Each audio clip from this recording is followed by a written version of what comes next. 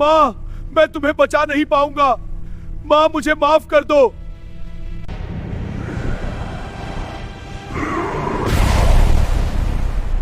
एक दूर, शांत और खूबसूरत गांव था। चारों तरफ हरियाली। उसी गांव में रहता था एक सीधा साधा हरे रंग का आदमी जिसका नाम राजीव था। उसकी माँ तेज बुखार में तप रही थी। उनका शरीर कांप रहा था, आंखों में दर्द साफ दिख रहा था। राजीव घबराया हुआ बोला, माँ, मैं बाजार जा रहा हूँ। कुछ पैसा मिलेगा तो तेरा इलाज कराऊंगा। अपना ध्यान रखना माँ। बेटा, मैं ठीक हूँ, चिंता मत करो। वो अपना छोटा सा आलू चाट का ठेला लेकर बाजार की ओर निकल पड़ा। दिल में डर था, लेकिन माँ के लिए हिम्मत भी थी। जब वो बाजार पहुंचा तो वहां बहुत भीड़ थी। लोग आ जा रहे थे, शोर शराबा था। आज अगर कमाई हो गई तो मैं अपनी माँ का इलाज अच्छे से कर पाऊंगा। तभी एक भगवान। आदमी उसके पास आया और उससे कहा, हुल्कू बेटा, आज मुखिया सभी दुकानों से पैसा वसूल कर रहा है। क्या आज 1 तारीख है क्या? उसी समय गांव का मुखिया वहां आ पहुंचा। बिना कुछ सुने उसने राजीव से कहा, अरे हुल्कू, चल भाड़ा निकाल। मुखिया जी, मेरी माँ बीमार है, मैं अगले महीने दे दूंगा। ऐसा नहीं चलेगा, मैं तेरा ठेला ले जा रहा हूँ, निकल तू मेरे बाजार से। मुखिया जी, गरीब के पेट पर लात मत मारो। इतना कहकर मुखिया उसका ठेला उठाकर ले गया। राजीव की आंखों से आंसू बहने लगे।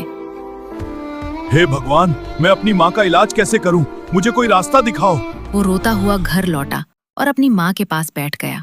कांपती आवाज में उसने बाजार की सारी बात बता दी। मारे मुखिया मेरा ठेला ले गया, मैं तेरा इलाज कैसे करूंगा? माँ की हालत ये माँ, सुनकर तुझे और क्या बिगड़ हुआ गई। माँ? मैं अभी डॉक्टर को लेकर आता हूँ। उनकी सांसें तेज चलने लगी। राजीव घबरा गया।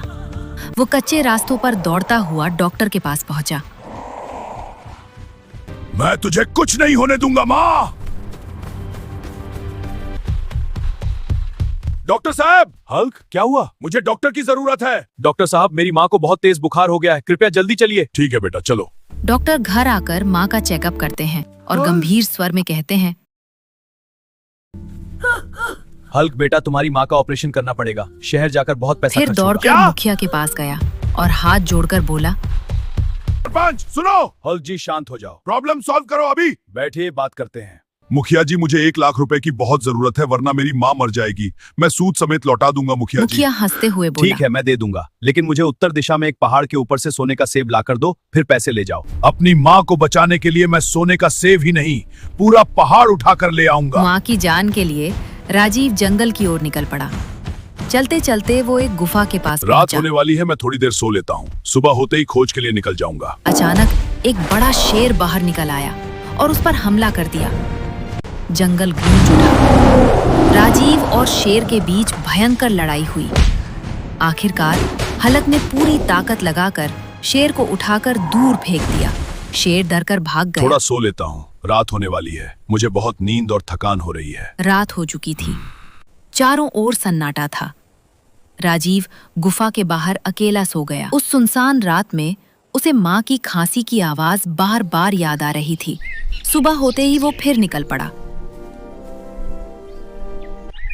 पहाड़ों पर चढ़ते चढ़ते चलते चलते मैं थक गया हूँ। सोने का पहाड़ कहाँ उसे मिलेगा? एक चमकता हुआ पहाड़ दिखाई दिया। क्या वही सोने का पहाड़ है? लगता है वही है। चलो जाकर देखते हैं। हल्क पहाड़ पर चढ़ता रहा। जब वह ऊपर पहुंचा तो पहाड़ की गुफा बंद थी। वो ऊपर पहुंचा, लेकिन गुफा का रास्ता बंद मैं था। पहाड़ के ऊपर तो आ गया, लेकिन गुफा बंद है। गुफा तोड़नी पड़ेगी। ये कहकर उसने चट्टान तोड़ दी और गुफा के अंदर पहुंचा। वहां एक पेड़ था जिस पर चमकते हुए सोने के सेब लगे थे। उसकी आंखें आश्चर्य से फैल गईं। अरे बाप रे, सोने के पेड़ आखिर में ढूंढ ही लिया। जैसे ही वो सेब तोड़ने लगा, पीछे से एक विशाल आग की तरह जलता हुआ रुक जा, बंदर आ गया। तू है कौन? यहाँ से चला जा, ये सोने का सेब मेरा है। कभी नहीं। दोनों के बीच भीषण युद्ध हुआ। बहुत लड़ाई करते हो, दोनों जोरदार लड़ाई करते हैं।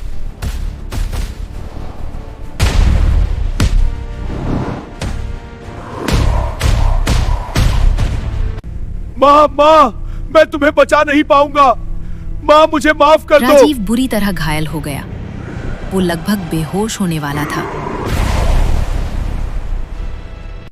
दोस्तों, अगर इसे हराना है तो मुझे लाइक और सब्सक्राइब कर दो यार।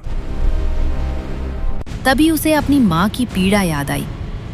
उसने पूरी ताकत जुटाई और बंदर को हरा दिया।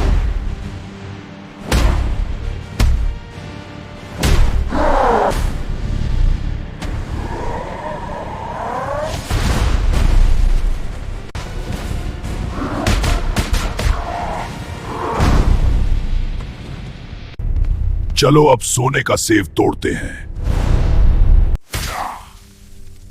माँ, मैं आ रहा हूँ। राजीव ने सोने का सेव तोड़ा और गांव की ओर चल पड़ा। गांव वाले उसे हैरानी से देख रहे थे।